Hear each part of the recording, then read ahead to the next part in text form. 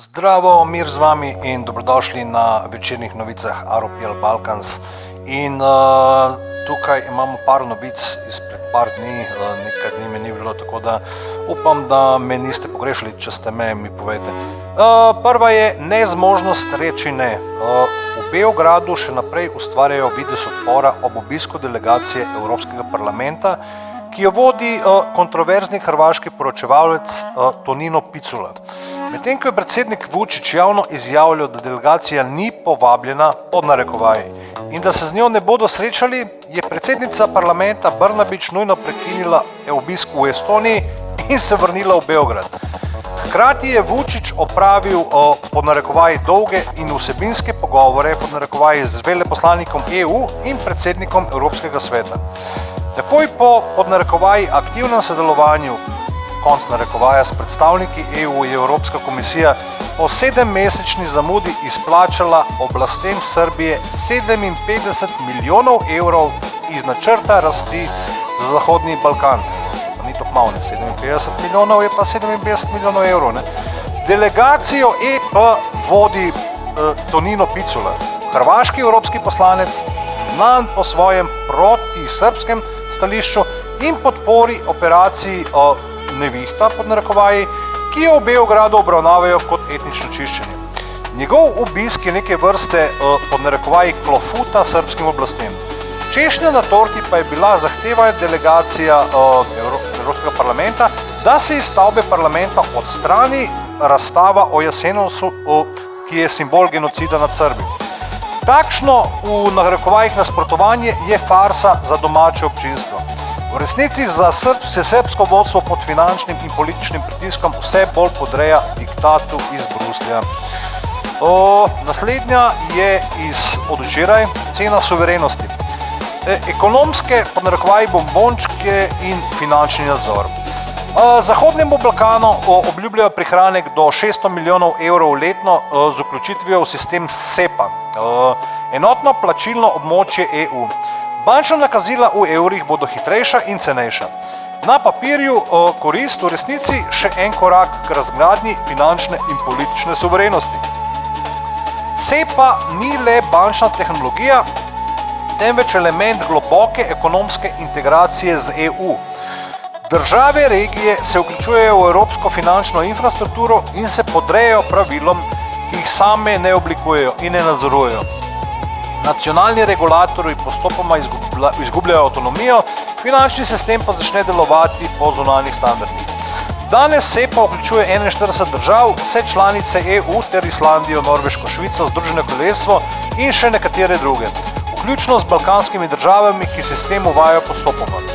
Srbija se je SEPA pridružila marca 2025, uradno bodo srbske banke v sistemu začele delovati že maja letos. Ekonomski pod narekovaji bombončki evrointegracij se uporabljajo kot vaba za vključitev v sistem obveznosti.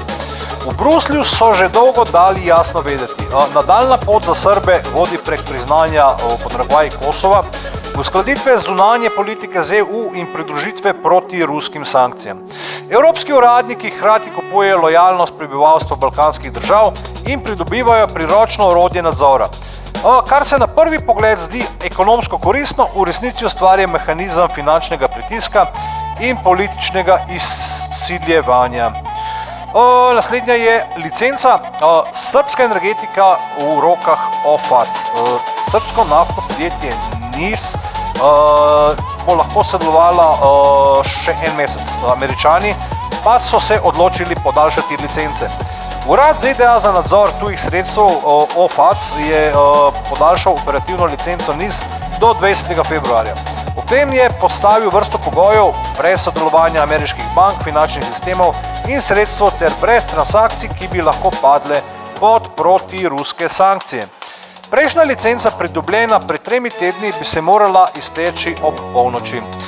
V ponedeljek je NIS vložil novo zahtevo za podaljšanje, saj je bil OFAC-u predložen predhodni dogovor o prodaji kontrolnega paketa delnic NIS, ki pripada Gazprom Neft, madžarskemu podjetju MOL, kar je bil pogoj za novo dovoljenje. Dogodki leta 2025 in ameriško energetsko izsiljevanje so razkrili kritično ranljivost energetske varnosti Srbije. Vlada zdaj skuša stabilizirati razmere in delno obnoviti nadzor nad strateškim sredstvom s povečanjem svojega deleža za 5%. Po posodobljenih podatkih naj bi bila pogodba o prodaji podpisana do 20. marca. Cena brez zavor, kdo plača prehod na evro? Prehod Bolgarije na evro, ki je bil v Bruslju predstavljen kot korak k stabilnosti in blaginji, se je v praksi izkazal za nenaden skok cen in družbeno nezadovoljstvo že v prvih dneh po uvedbi nove valute. Cene osnovnih živil, kruh, mleko, maslo so zrasle za več 10%, občutno nad uradnim tečajem konverzije leva v evro. Parkiranje v Sofiji se je skoraj podvojilo, brez kakršnekoli ekonomske utemeljitve spletni trgovci so skok cen pripisali v narekovajih tehničnim napakam, čeprav je bil pojav množičen. Zakonska prepoved neupravičenega zviševanja cen v predhodnem obdobju se je izkazala za fikcijo, nadzorni mehanizmi niso delovali. Po podatkih sindikatov je Bolgarija postala najdražja država v EU glede cen sončničnega olja, mleka in riža. Pri številnih drugih osnovnih izdelkih se država stalno uvršča med 5 najdražjih, medtem ko kupna moč prebivalstva ostaja najnižja v EU. Prehod na evro je državi odvzel zadnje orodja prilagodljive cenovne in monetarne politike, ni pa prenesel nobenih kompenzacijskih mehanizmov. Ne rasti plač, neučinkovitega nadzora trga, stroški integracije so bili tako neposredno preneseni na prebivalstvo, medtem ko so pridobile trgovske verige in posredniki. Naslednja novica je albanska eksplozija, vlada v ognju. Noč v albanski prestolnici Tirani, prejšnja namreč, sobote na nedeljo, je bila vroča. Tisoči protestnikov, ki jih je vodila opozicijska demokratska stranka nekdanjega premijerja Salija Beriše, so se spopadli s policijo pred vladno stavbo in zahtevali odstop premijerja Edija Rame in njegove vlade.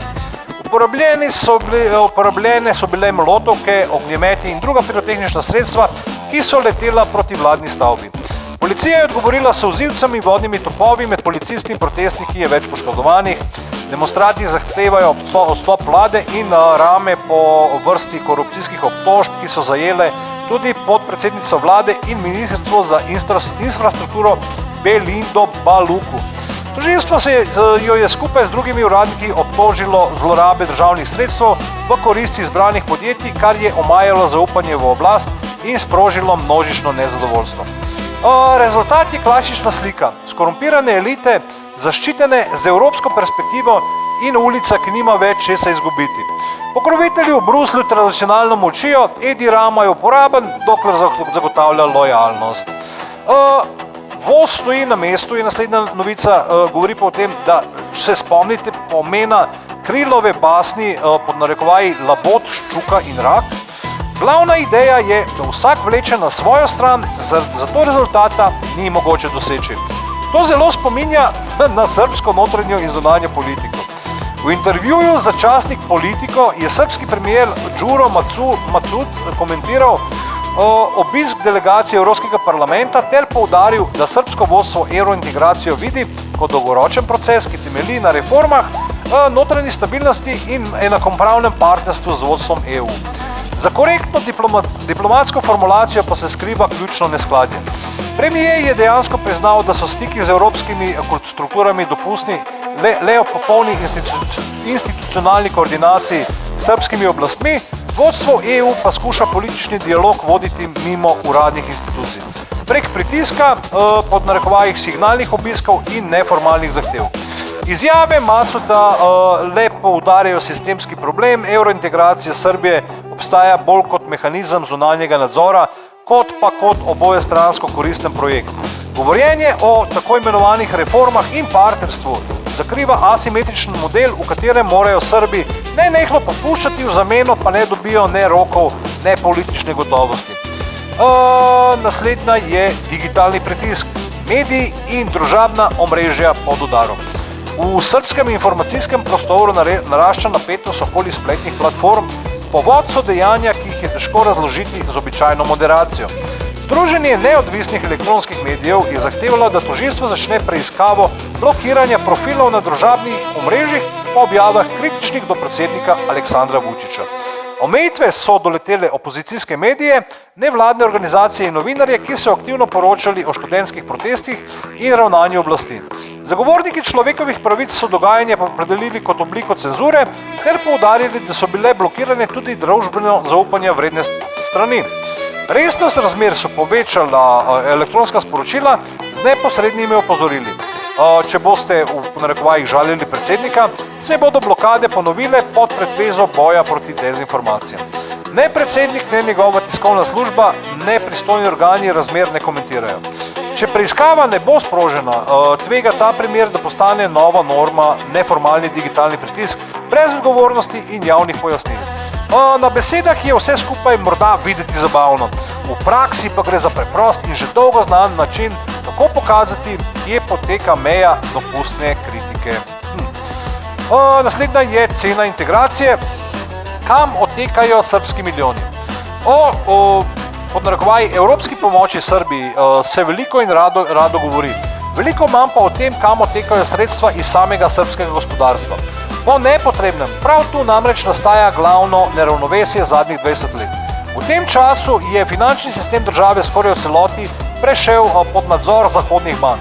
Po ocenah srbskih ekonomistov in javnih analitikov je bilo v 20 letih prek bančnih mehanizmov in repatriacije dobička iz Srbije odpeljanih več kot 100 milijard evrov. Ne gre za enkraten pojav, temveč za stabilen in ponavljajoč se tok. V tem ozadju je obseg nepovratne pomoči EU videti skromen.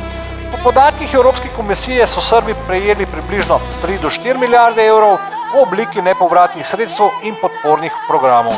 Krediti evropskih finančnih institucij niso vključeni, te treba tako ali tako vrniti. Ključni razlog za razkorak je struktura bančnega sektorja. Po podatkih Narodne banke Srbije več kot 3/4 bančnih sredstev nadzorujejo tuje skupine. Kdo bi zamislil? Denar se zasluži znotraj države, vendar v obliki dividend, obresti in notranjih poravnav redno zapušča njene meje. To ni vprašanje simpatij ali antipatij do Srbije. Finančni model govori sam zase.